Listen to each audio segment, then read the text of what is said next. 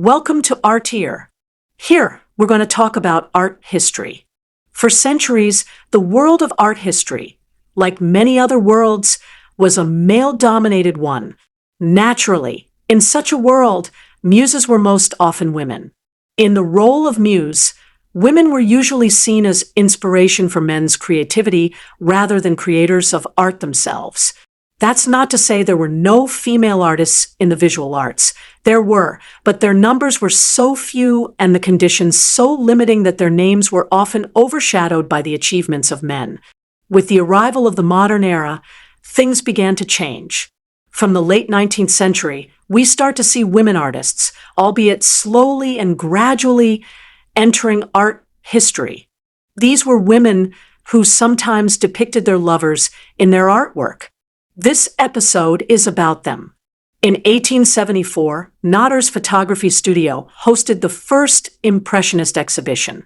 And yes, among the 30 participating artists, there was finally the name of a woman, Berthe Morisot, born January 14, 1841 in Bourges, France. Died March 2, 1895 in Paris, France. 10 of her works were included in that exhibition. Morisot was the first female impressionist, the only woman invited to exhibit in their first show. She went on to participate in 7 out of the 8 impressionist exhibitions. The one she missed was due to pregnancy. She was a core member of the group. If you're wondering why her brushstrokes seem so loose and sketchy, we need to talk a bit about Impressionism. From the late 19th century, artists decided to incorporate their personal experience into their work and break free from academic rules. Impressionism was the first painting style of the modern era. Impressionist artists believed that a painter should depict exactly what they see in the moment. They believed that artists often portray subjects not from pure visual perception, but from knowledge and memory. What does that mean? For example, when drawing a tree, an artist might instinctively paint it green because that's what they know about trees, even though in that moment, the tree might appear yellow in the morning light or brown and gray under moonlight. Claude Monet, the most famous impressionist, painted 26 views of the same cathedral from the same angle, but at different times of day and under different weather conditions, just to show how colors change under different lighting. Since light is constantly changing and alters the way we perceive color, Impressionists tried to work quickly and with minimal detail. Sometimes they didn't even mix colors on the palette. They blended them directly on the canvas. And because sunlight was considered the best light, their favorite subjects were outdoor scenes, not studio setups. As a result, Impressionist works often depict landscapes that become clearer the further you step back and squint your eyes. Now, back to Berthe Morisot. She began painting with her sister Edma.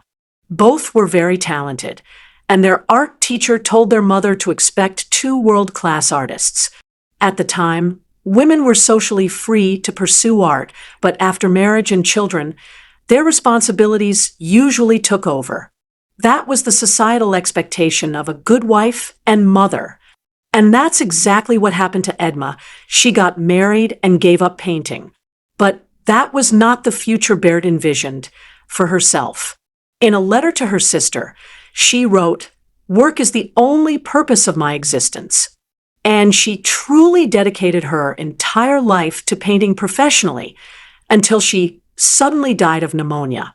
At the time, this kind of lifestyle was seen as unfeminine and inappropriate for a woman, but Morisot didn't care. Eventually, she married someone who respected her passion and supported her priorities. Morisot had been with the Impressionists from the very start.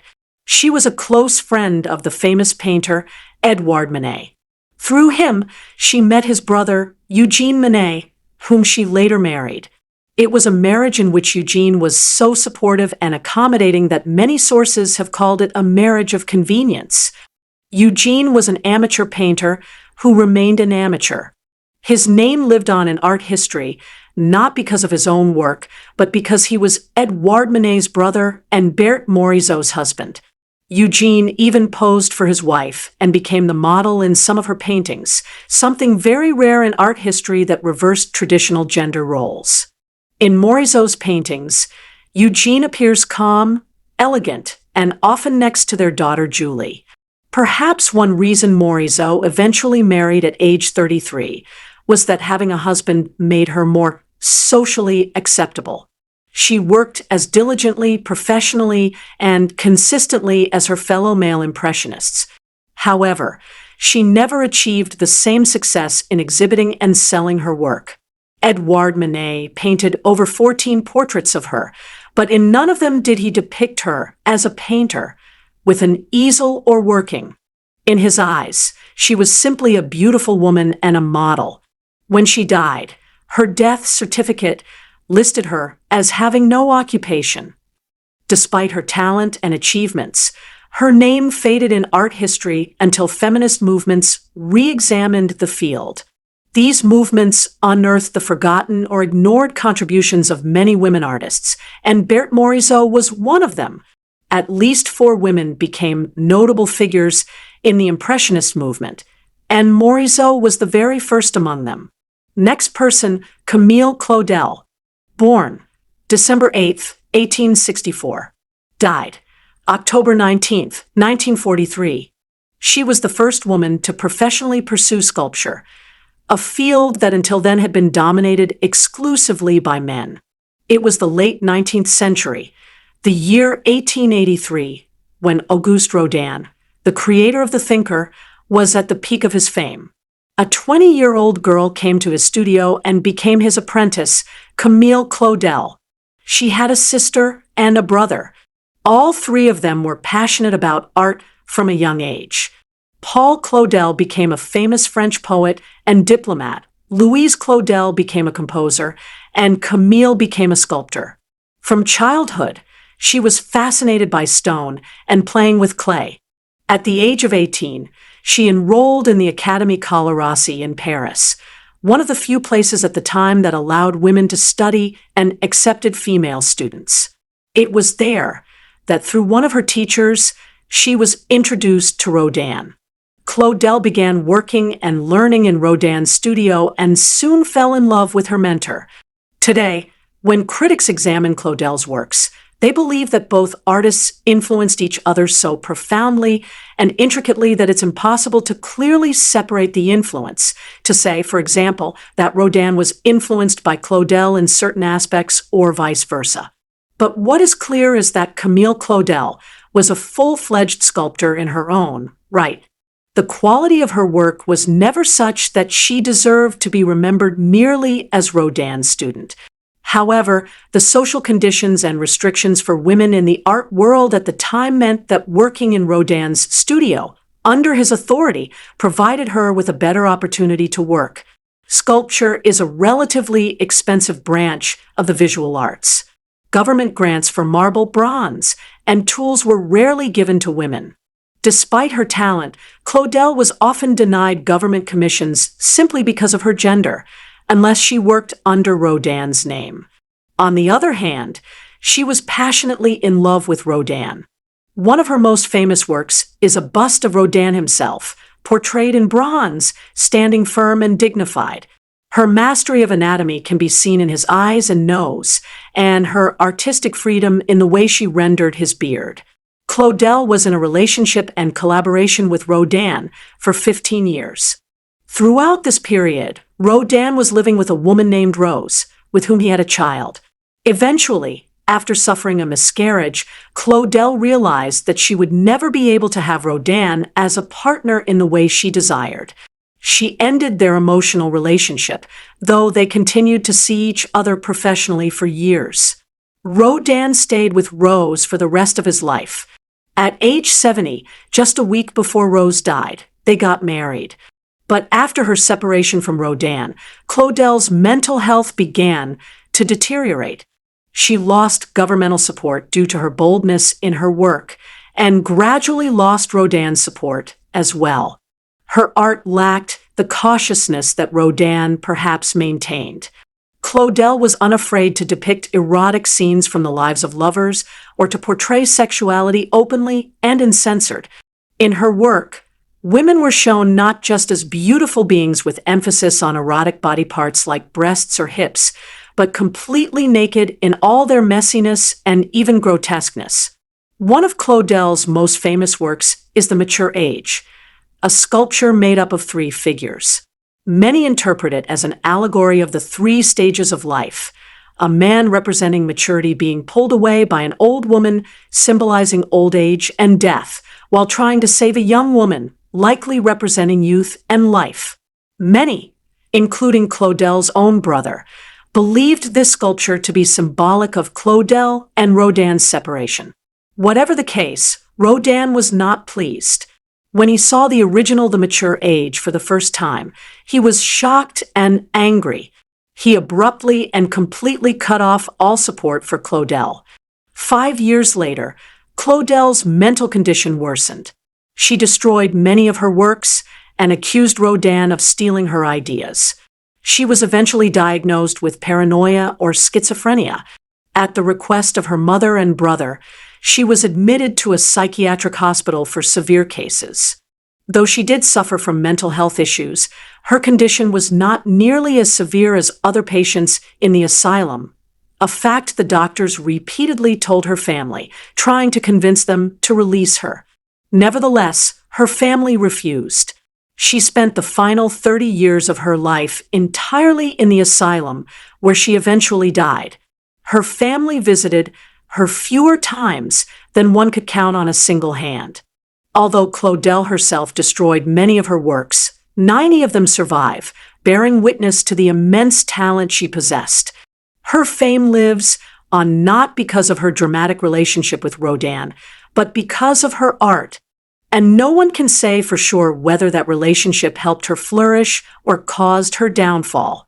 The famous sculptor Constantine Brancusi, like Claudel, was introduced to Rodin when he was young and was briefly his apprentice. When Rodin asked him to become his assistant, Brancusi refused. At the time, Rodin was the giant of the profession, and many saw Brancusi's refusal as strange. When asked later why he made that decision, Brancusi was quoted as saying, "Nothing grows in the shadow of tall trees." And perhaps that's exactly what happened to Camille Claudel. But the next artist is known to everyone, whether we've studied art or not. We've all heard the name Frida at some point. Born July 6, 1907, in Coyoacán, Mexico, died July 13, 1954, at the age of 47. Even if we haven't heard her name, we've definitely seen her face. If fame alone were the measure, Frida would be the most famous female painter of the 20th century. Frida became familiar with pain from a very young age due to polio. Pain stayed with her as a lifelong companion until her final days at age 47. Her childhood illness left a permanent deformity in her right leg, which led to her preference for wearing long skirts. As she grew older, she decided to study medicine. While she was still a medical student, the bus she was riding in had a terrible accident. Frida suffered devastating injuries. Almost every part of her body except her head and hands was damaged. An iron rod pierced her abdomen, injuring her uterus and leaving her infertile for life. She later said, "The handrail pierced me the way a sword enters a bowl." The accident was truly horrific and left her bedridden for a long time. Her fiancé at the time, faced with the situation, chose to flee rather than stay. That heartbreak, along with her long recovery, led Frida to painting as a way to pass time. Her father was a photographer, and many of the iconic photos we have of Frida were taken by him. He also had painting supplies, which Frida borrowed. She found so much joy in painting that she gave up medicine for art. Once she was finally well enough to get out of bed, she took her paintings to show Diego Rivera, the most famous painter in Mexico at the time. Diego was to Frida what Rodin was to Camille Claudel, a giant both professionally and emotionally. The two fell in love, and 22-year-old Frida married 42-year-old Diego. Diego was the great love of Frida's life, her muse. She painted him many times. The fat painter whose forehead shines like the sun is how she once described him. And yet, Diego broke her heart many times. He wasn't a faithful lover. At one point, they even divorced, but, like always, they found their way back to each other. Perhaps the worst heartbreak came when Frida discovered Diego was having an affair with her younger sister. Frida, devastated, cut her beloved hair short and painted a self-portrait reflecting the pain. Eventually, after repeated betrayals by Diego, Frida began having her own romantic and sexual relationships. One of her lovers was Paulette Goddard, the beautiful wife of Charlie Chaplin. Yet despite everything, Frida never seemed to stop loving Diego. Perhaps Diego was the child she never had, despite many attempts. Frida was a surrealist painter. Her works are full of symbolism and metaphor. In one painting, a woman cradling Frida represents Mexico, the fertile, nurturing motherland. Frida, in turn, cradles a small child version of Diego Rivera. In 2021, Frida's painting Diego and I was sold at a New York auction for $34.9 million, the highest price ever paid for a Latin American artwork at auction. Some critics say Frida was the feminist counterpart to Van Gogh, and that part of her fame comes from her life filled with pain. What's undeniable is this: Frida's art is a manifestation of her suffering, and perhaps without that suffering, the artist we know as Frida would never have existed. In her final days, Frida's health worsened. Doctors had to amputate one of her legs due to gangrene. She spent her last year in a wheelchair, but she never stopped painting. Thank you so much for sticking with me this far. I'd love to hear your thoughts in the comments. And one little request: if you enjoyed this content, please share it with your friends. By subscribing to the Art Here channel and spreading the word, you help keep me going on this journey.